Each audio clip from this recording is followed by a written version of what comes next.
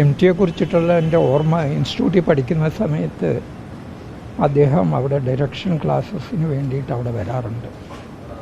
അത് 70-74 കാലഘട്ടങ്ങളിൽ ഒരു മലയാളിയുടെ അഹങ്കാരം എന്നുള്ള നിലയ്ക്ക് തന്നെയാണ് അദ്ദേഹം അവിടെ വന്നിരുന്നത്. ഒരു 4-5 ദിവസം അവിടെ കൂടാറുമുണ്ട്. ആ സമയത്ത് അന്നത്തെ ഒരു സ്നേഹബന്ധം പിന്നീട് തുടർന്ന് ഈ കാലം അത്രയും അത് തുടർന്ന് പോവുകയാണ്.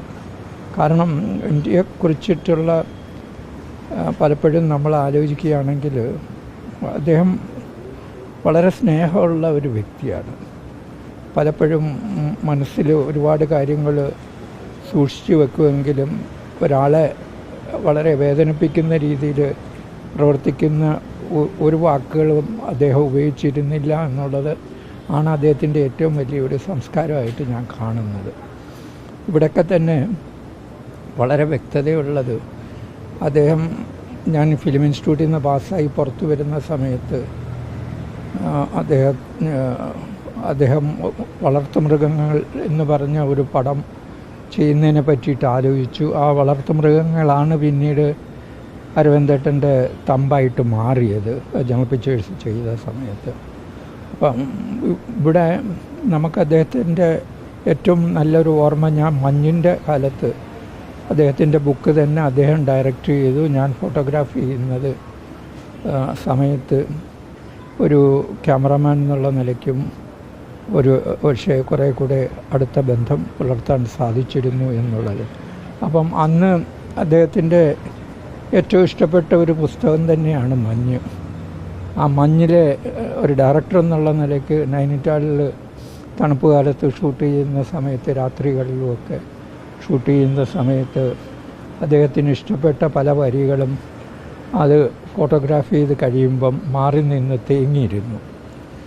കണ്ണുനീർ ഒപ്പിയതായിട്ട് ഞാൻ പലപ്പോഴും കണ്ടിട്ടുമുണ്ട്. അപ്പോൾ അതിനകത്ത് അദ്ദേഹം ഒരുപക്ഷെ ഒരു ബയോഗ്രഫിക്കൽ സ്കെച്ചുണ്ടോ എന്ന് വരെ ഞാൻ ആലോചിക്കേണ്ടി വന്ന സന്ദർഭങ്ങളുണ്ടായിട്ടുണ്ട് എന്നുള്ളതാണ്. പിന്നെ അദ്ദേഹത്തിൻ്റെ സ്ക്രീൻ പ്ലേ ഫോട്ടോഗ്രാഫി ചെയ്തിട്ടുള്ളതാണ് നഖക്ഷതങ്ങളും പഞ്ചാഗ്നിയും.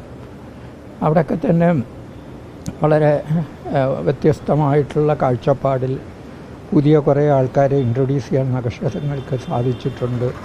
മോനിഷിയെ സജസ്റ്റ് ചെയ്തത് MT ആണ്. പിന്നെ പഞ്ചാഗ്നിയിൽ പല അർത്ഥമുള്ള വരികൾക്ക് അതിൻ്റെ ഒരു ചിത്രീകരണത്തിൽ അതിൻ്റെ ഒരു സ്ക്രീൻ പ്ലേയുടെ ഡെപ്തിലേക്ക് ഹരിഹരനും ഏറ്റവും ഒരുപക്ഷെ ഹരിഹരനായിരിക്കാം MT ഏറ്റവും കൂടുതൽ നന്നായി മനസ്സിലാക്കിയിട്ടുള്ള ഒരു വ്യക്തി. അദ്ദേഹത്തിൻ്റെ അറിവുകൾ ഈ വളരെ ഭേദപ്പെട്ട നിലയിൽ അദ്ദേഹത്തിൻ്റെ ഓരോ വരികളും സ്നേഹപൂർവ്വം അതല്ലെങ്കിൽ അതിൻ്റെ ഇൻഡെപ്ത് മനസ്സിലാക്കി പ്രവർത്തിച്ചിട്ടുള്ള ഒരു വ്യക്തിയാണ് ഹരിഹരൻ. ആ 2 പടങ്ങളും അതിൻ്റെ ഒരു മ്യൂസിക്കൽ ഇൻ്റർപ്രിട്ടേഷനാണെങ്കിലും അതിനകത്തുള്ള വികാരങ്ങളാണ്, പഞ്ചാഗ്നിയിൽ പ്രത്യേകിച്ചിട്ടുള്ള വികാരങ്ങളും ഒക്കെ തന്നെ ഈ നിലയിൽ വളരെ ഇൻഡെപ്തായിട്ട് അത് കൊണ്ടെത്തിക്കാൻ സാധിച്ചിട്ടുള്ള ഒരു വ്യക്തിയും കൂടിയാണ് ഹരിഹരൻ. ഹരിഹരനുമായിട്ട് പിന്നീട് വടക്കൻ വീരഗാഥ അങ്ങനെ പല പടങ്ങളും അദ്ദേഹം ചെയ്യുകയുണ്ടായി. അതൊന്നും ഞാൻ ഫോട്ടോഗ്രാഫി ചെയ്യാൻ സാധ്യതയുണ്ടായിരുന്നില്ല. കാരണം പല ജോലികളിൽ ഞാൻ എൻ്റെ സ്വന്തം വർക്കുമായിട്ട് പോയത് കാരണം. ഇവിടെയൊക്കെ നമുക്ക് ആലോചിക്കേണ്ട ഒരു ചിത്രകാരനേക്കാൾ കൂടുതൽ, ചിത്രം എന്നുള്ളതിനേക്കാൾ കൂടുതൽ ഈ അക്ഷരങ്ങളിൽ ഉണ്ടായിരുന്ന ചിത്രങ്ങളാണ് അദ്ദേഹം നമ്മളോട് പറഞ്ഞു തന്നിട്ടുള്ളത്. നമ്മുടെ മനസ്സിലുള്ള വേദനകളും അല്ലെങ്കിൽ സന്തോഷങ്ങളും ചെറിയ വാക്കിൻ്റെ ഉള്ളിൽ ഇത്രയും ഭംഗിയായിട്ട് അവതരിപ്പിക്കുന്ന ഒരു സൃഷ്ടികർത്താവ് നമുക്കുണ്ടായിട്ടുണ്ടോ എന്ന് ചോദിച്ചാൽ ഇല്ല എന്ന് തന്നെയാണ് എൻ്റെ ഉത്തരവ്. അദ്ദേഹം നമ്മളെ വേർവിട്ടിരിക്കുകയാണ്. പക്ഷേ അദ്ദേഹത്തിൻ്റെ സ്മരണ സാഹിത്യത്തിലായാലും സിനിമയിലാണെങ്കിലും എന്നും നമ്മൾ സൂക്ഷിച്ചുകൊണ്ട് നമ്മൾ മുമ്പോട്ട് പോവുകയും ചെയ്യും എന്നുള്ളതാണ് അദ്ദേഹത്തിൻ്റെ ജീവിതത്തിലെ ഏറ്റവും വലിയ ധർമ്മം എന്ന് ഞാൻ വിശ്വസിക്കുന്നു. പല സാഹിത്യങ്ങളും അദ്ദേഹം എഴുതുകയും സാഹിത്യത്തിൽ സിനിമയും ഒരേപോലെയായി എല്ലാ എഴുത്തും അത് ഈ സിനിമയാക്കുക, ദൃശ്യവൽക്കരിക്കുക എന്നുള്ളത് വലിയ പ്രയാസമായിരിക്കും. അപ്പോൾ ഈ ദൃശ്യവൽക്കരിക്കുന്നതിന്റെ കാര്യത്തിൽ കൂടി അദ്ദേഹം ഈ അവസാന എഴുത്തുകളിലൊക്കെ പ്രത്യേകം ശ്രദ്ധിച്ചിരുന്നു.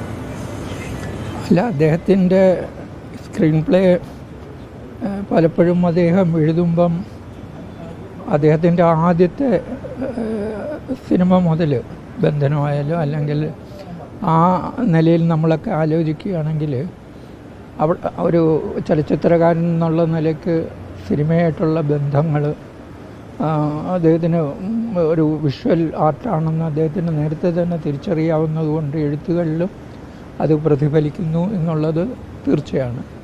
അതായത് ഒരു സ്ക്രീൻ പ്ലേ എന്ന് പറയുന്നത് കഥ പോലെ പറയാനുള്ള സന്ദർഭമല്ല. അതിനകത്ത് ഒരുപാട് മോട്ടീഫുകളുണ്ട്, ഒരുപാട് ഒളിച്ചു വെക്കുന്ന ബിംബങ്ങളുണ്ട്. അപ്പോൾ അതൊക്കെ അദ്ദേഹത്തിന് വളരെ നല്ല വശമായതുകൊണ്ട് പലപ്പോഴും അദ്ദേഹത്തിൻ്റെ സ്ക്രീൻ പ്ലേക്ക് വേണ്ടിയിട്ട് വെയിറ്റ് ചെയ്ത എത്രയോ സംവിധായകർ ബാക്കിയുണ്ട് എന്നുള്ളതാണ്.